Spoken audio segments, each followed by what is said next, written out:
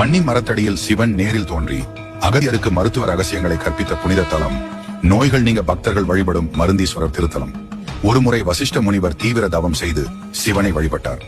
அவரின் பக்தியை கண்டு இந்திரன் சிவனுக்கு அபிஷேகம் செய்ய காமதேனுவை அனுப்பினார். தினமும் சரியான நேரத்தில் வந்த காமதேனு ஒரு நாள் தாமதமாகியது.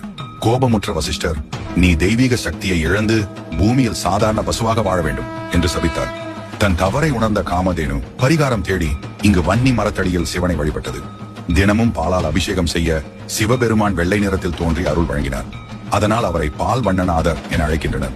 அனுமன் வழிபட்ட சிவலிங்கம், பாரத்வாஜ முனிவர் பூஜை செய்த சிவலிங்கம், மார்கண்டேயர் தவமிருந்த புனித தலம், பிரம்மதேவன் சிவனுக்கே திருவிழா நடத்திய இடம் என பல தெய்வீக சிறப்புகளை கொண்ட இத்தலத்தில் வால்மீகி முனிவர் சிவனை வழிபட்டதால் திருவால்மீகியூர் என அழைக்கப்பட்டது. காலப்போக்கில் இது திருவான்மியூர் ஆனது. இந்த தெய்வீக தலத்தை நீங்கள் நேரில் தரிசித்துள்ளீர்களா? உங்கள் அனுபவங்களை பகிருங்கள்.